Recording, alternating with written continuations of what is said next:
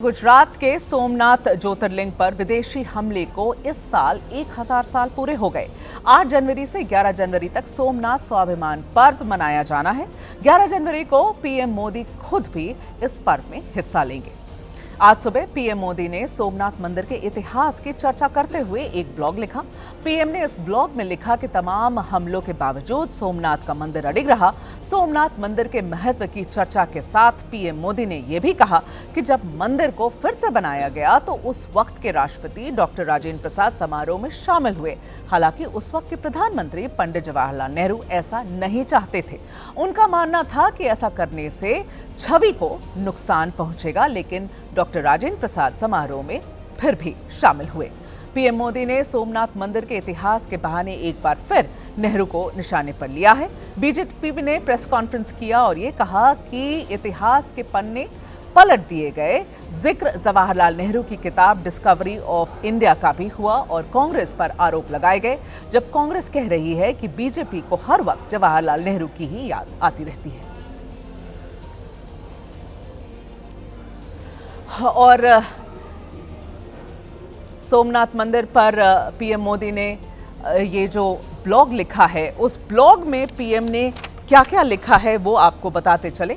PM ने कहा कि बार बार हुए हमलों के बावजूद हमारा सोमनाथ मंदिर आज भी अडिग खड़ा है। सोमनाथ उन करोड़ों वीर संतानों के स्वाभिमान और अदम्य साहस की गाथा है, जिनके लिए अपनी संस्कृति और सभ्यता सदैव सर्वोपरि रही है। आजादी के बाद सोमनाथ के पुनर्निर्माण का दायित्व सरदार वल्लभ भाई पटेल के सक्षम हाथों में दिया गया था। 11 मई 1951 को सोमनाथ में भव्य मंदिर के द्वार श्रद्धालु के लिए खोल दिए गए थे और जब मंदिर श्रद्धालुओं के लिए खुला उस वक्त तत्कालीन राष्ट्रपति डॉक्टर राजेंद्र प्रसाद भी उपस्थित थे। तत्कालीन प्रधानमंत्री नेहरू नहीं चाहते थे कि माननीय राष्ट्रपति और मंत्री इस समारोह का हिस्सा बने। नेहरू जी का मानना था कि राष्ट्रपति के समारोह में जाने से भारत की छवि खराब हो सकती है। राजेंद्र बाबू अडिग रहे और फिर भी जो हुआ इसने इतिहास को रचा।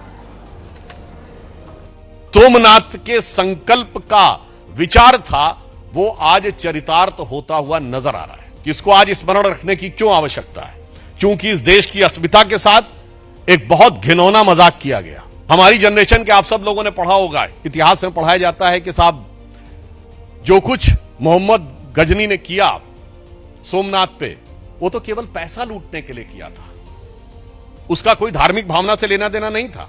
इतना ही नहीं, इसका स्रोत कहां से आता है? पंडित जवाहरलाल नेहरू की discovery of India. Sudhanshu Trivedi का तो मुझे बातों पे हंसी आती है, क्योंकि उनको तो सोते जागते नेहरू जी सपने में दिखते हैं।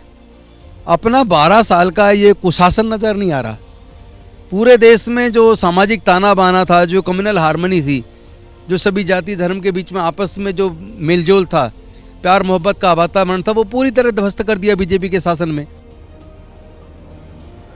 सोमनाथ मंदिर की ये कहानी हमेशा बीजेपी और कांग्रेस के बीच में खींचातानी का एक मामला बनता रहता है।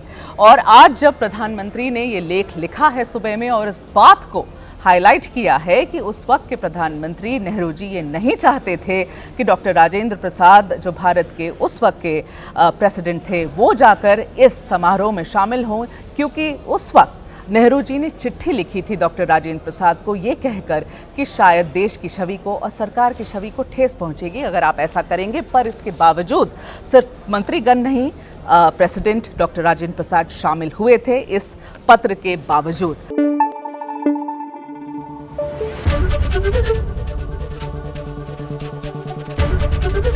एबीपी न्यूज आपको रखे आगे।